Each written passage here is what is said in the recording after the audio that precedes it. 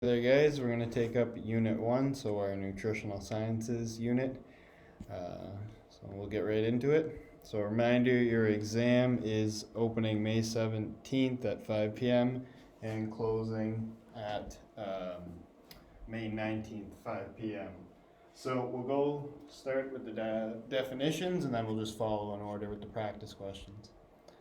So I'll enlarge that.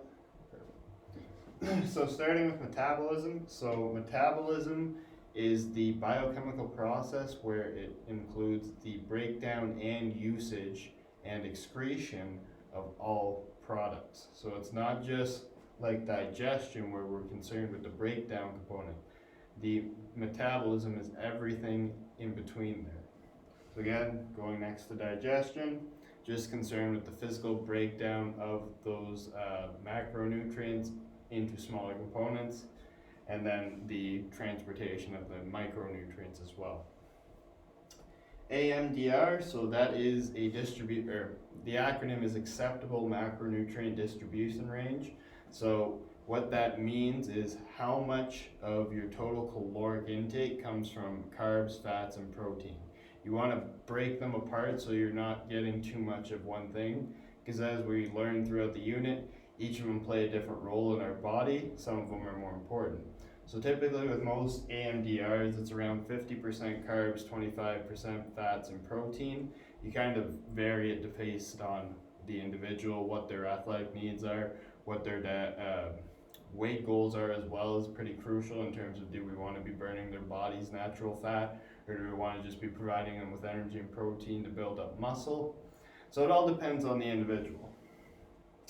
Anorexia and bulimia nervosa, so these are two of the disorders we talked about.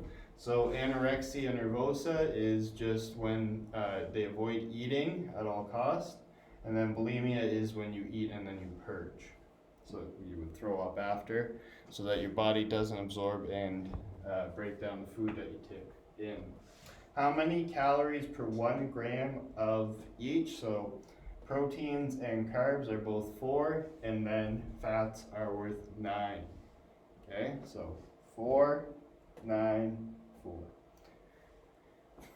Another one that's not on there, but I think we maybe mentioned it, was alcohol. 1 gram of alcohol is 7 calories, so it's kind of in between a carb and a fat. In what order does our body use macronutrients? So first and foremost, if our body has carbs, we try and break those down. That's cellular respiration.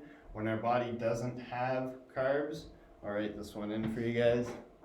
So again, it's carbs, fats, protein.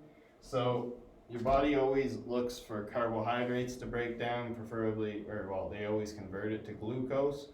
When your body doesn't have any, it'll start to break down any fat stores you have. So we typically store away fat as triglycerides, which are the fat paired with a glycerol, which is the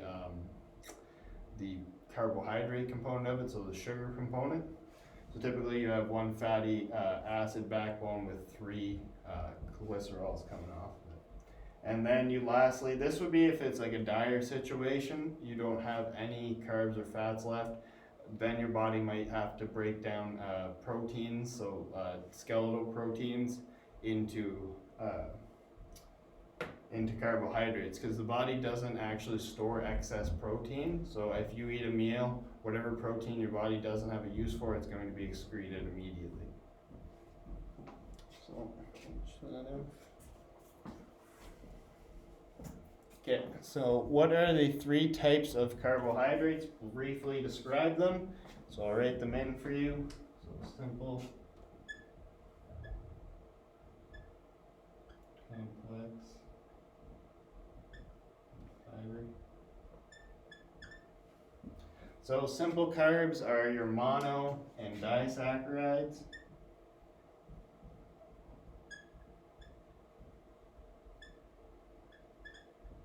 And then complex are your polysaccharides.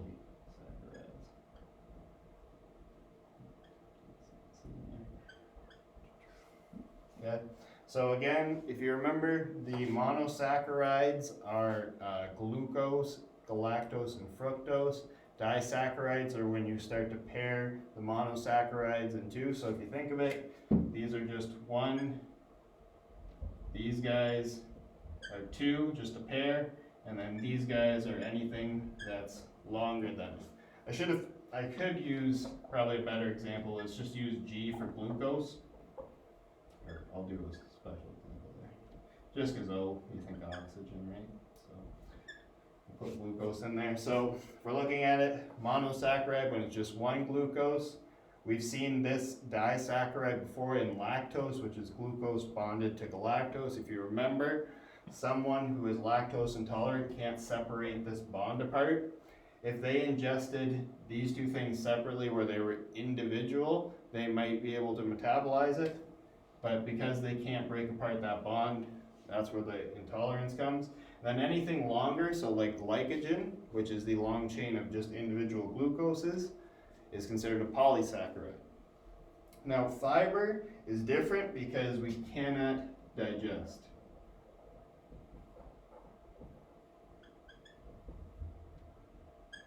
No energy. So this kind of came out with, if you are in my science class, you would have seen the science behind it. Or no, sorry, actually we did this at the end of your guys' unit, my bad. So first off, again, body can't break it down. There's some bacteria in our large intestine that are capable of breaking them down. That depends on how good your gut health is. But that's not to say that they're going to be primarily thought of for their energy purposes. They're more thought of for digestive health. As they go through the body, they kind of become gelatinous, picking up waste and excreting it, or bringing it along to be excreted. So going back to the bomb calorimeter, or what I was talking about, so that was part of the problem. So when you would use the flame to ignite the bomb calorimeter, it would burn the energy, which it would count towards the caloric total, but our body can't break it down, so it was a false total, giving more calories than what we would actually be able to absorb it. So that's where the Atwater system came in, and if we go back, get that down if you need it real quick. I guess you can pause it, it's beautiful.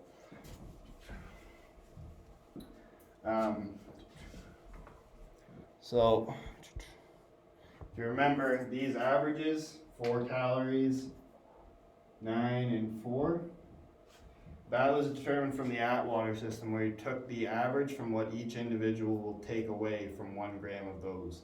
So that's how they would determine more average caloric values. So it's also why they can list fiber accurately on a food label. So what are these 6 functions of protein?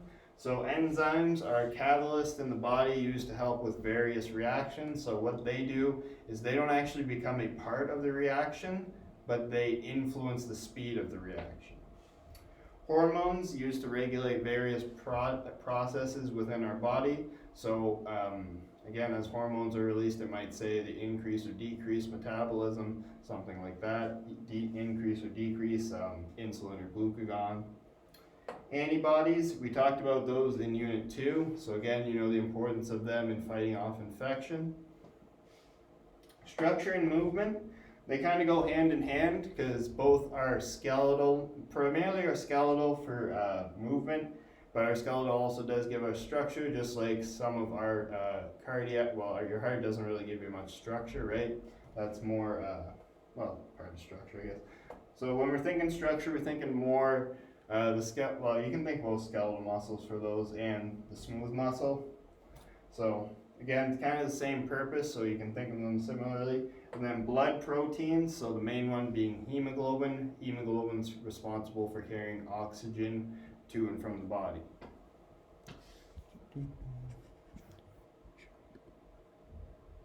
Still going, perfect. Okay, so what are the 4 types of fat? Briefly describe each. So we have saturated,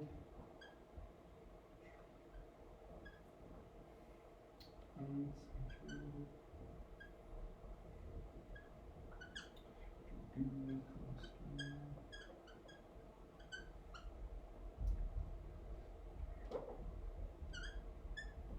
and then lastly, trans fats.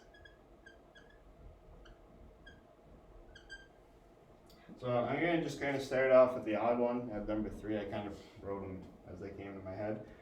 Cholesterol is the outlier here. So typically we take in a lot of cholesterol in our food, which is, we do need some daily cholesterol, but the liver also produces cholesterol as well. So typically cholesterol is what would be a good way of saying it?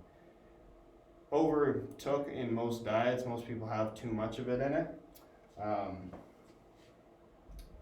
Cholesterol is important because it's able to be converted to various things and hormones, specifically testosterone, which is used to convert muscle or maintain and promote muscle growth. Then you have saturated, unsaturated, and trans fats. So these all have something in common. They're all based off of their chemical structure. Cholesterol is unique in how it's chemically composed, but just it also has a specific role that makes it unique. Whereas these ones, saturated, unsaturated, and trans, kind of imply something about their chemical structure. So we'll get into that. If you remember it, you know what I'm talking about. So a saturated fat is going to have as many hydrogens on the carbon chain as possible. So as you can see here, and when I'm drawing these, if you don't really know the chemistry of these symbols, so C is obviously carbon, H is hydrogen. Single bond is just one line, so meaning that typically carbon will have 4 bonds around it. So meaning it needs something that can attach and fulfill those 4 bonds. Each hydrogen can take one of those bonds. Sometimes though, they create double bonds when they're short. It's less stable, but it's a good kind of solution when they don't have available hydrogens. So they do that. So if they have all of the hydrogens, so like this, where every carbon has an available hydrogen. Now on the ends, you realize they only hold 3 because they're attached to another carbon. But if essentially every carbon and hydrogen is present, or could be present, it's a saturated fat, okay? Now, if there's any of those double bonds, sorry, that's my problem. When I said the double bond would form to the hydrogen, it's actually going to form between the carbons, and then they'll just have less hydrogens attached to them.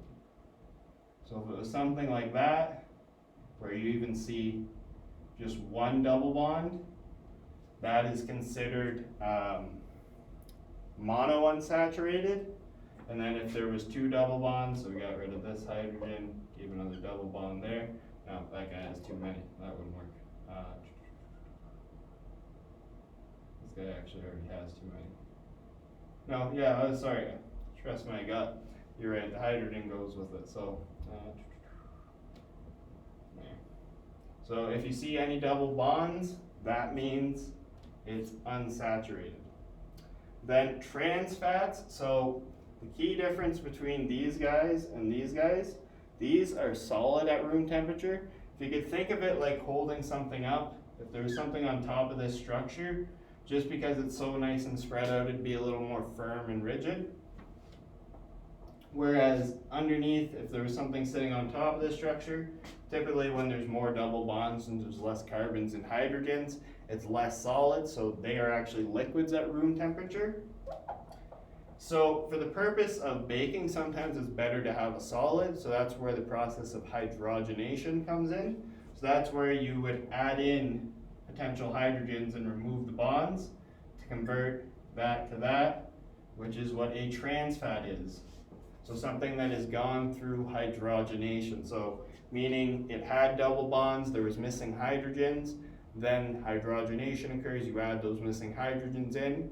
It is now a saturated fat, but it wasn't initially. So that is a trans fat, one that was initially unsaturated, but through hydrogenation became a saturated fat. So again, it's all about the chemical structure with 1, 2, and 4 there. Sorry about confusing you with the hydrogen thing. It's I'm a little out of practice, not doing this every day. So what is the difference between HDL and LDL?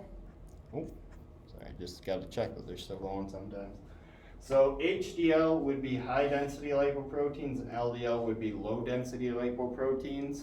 The way I told you guys to remember which is which, H is for healthy, L is for lazy. They actually both do have functions in the body. They're an antagonistic pairing, so they do work together and are needed in certain amounts. But typically, overtaking the LDLs leads to problems. So if you remember, looking at a blood vessel, we talked about arteriosclerosis. So when plaque builds up and blood cannot pass through, you have arteriosclerosis, and that's going to lead to either a stroke if it doesn't get to the brain, and it's going to lead to a heart attack if it stops pumping somewhere in the heart. So what happens, clean that up, with these two guys is the healthy ones are going to actually take plaque, I don't really need to draw it, but these guys are going to take plaque out of there, and these guys are going to add it back in. So it is necessary to have some of that in the blood, but when it builds up too much, that's where it's problematic. Now when I say some, I mean like a very minimalistic amount. I'm not sure on the exact science of it, but it is needed for some processes. So what enzymes are responsible for breaking down fats, carbs, and protein? Where do these enzymes come from? So the pancreas is your pal. So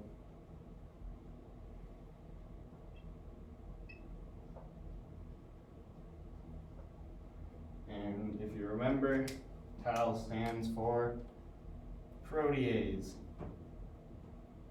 which if you look at the prefix, you kind of know goes with protein. Then you have amylase, which goes with carbs. And then you have lipase, which if you remember, then another word for fat is a lipid. Then you remember it goes with fats, took the seam for it. So remember, pancreas is your pal. It secretes and produces those three enzymes to be distributed throughout the body.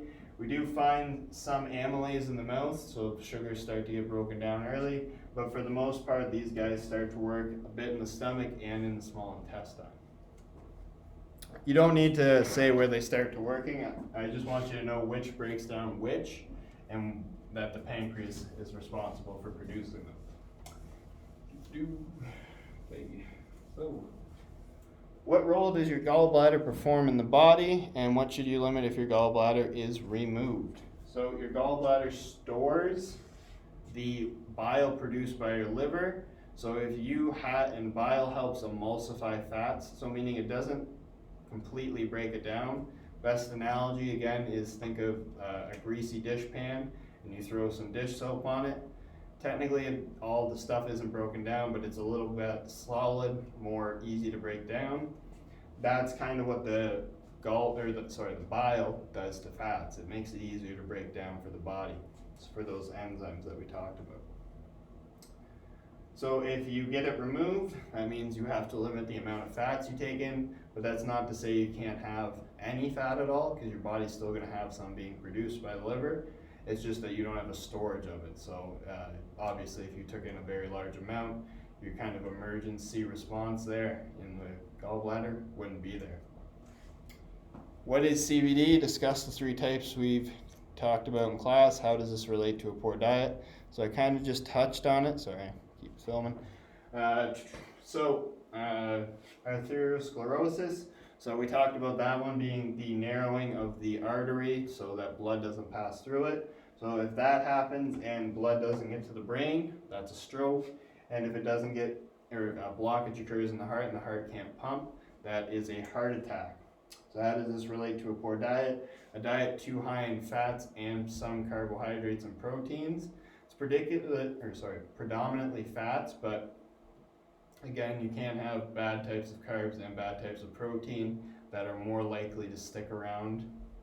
So predominantly fat related in the diet. If you have too much fat, plaque builds up in your arteries and it can lead to one of those three. So what is the difference between celiac and gluten intolerance? So this relates to levels of allergic reactions. So someone who has celiac disease, their small intestine is going to identify it as a really bad allergen and want to go and get rid of it, and they'll go into almost anaphylactic shock. Whereas someone who has gluten intolerance is going to experience mild discomfort. Their body's still going to have a problem processing it. There's still no difference, but sorry, I shouldn't say it like that. It's the difference in severity and how poorly they process something. So celiac, very poor at processing gluten, whereas someone who is gluten intolerant can handle it in moderate amounts, but should probably limit it. Okay, so that's it for Unit 1, guys. So if you have any questions, let me know. Go play the Kahoot. Off the top of my head, I think that's pretty much it. We're not going to really have any questions on like explain the path of the digestive system. I more or less want to know like the chemicals breakdown of each carbs, fats, and protein, how they're structurally made up, how they're broken down in the body. So you do need to kind of understand that aspect of like they're broken down by those following enzymes. Where do those enzymes come out of? Some other stuff. There won't be any diet trend questions. I know we touched on that at the end of the unit, but there won't be anything for the exam. That was just kind of a topic. I'm just trying to think if there's anything I can give you guys another warning of. No, I think that's pretty much it. Like I say, if you finish that part of the review, you play the Kahoot, there's nothing you won't see on that exam that you haven't seen before. So, see you for Unit 2.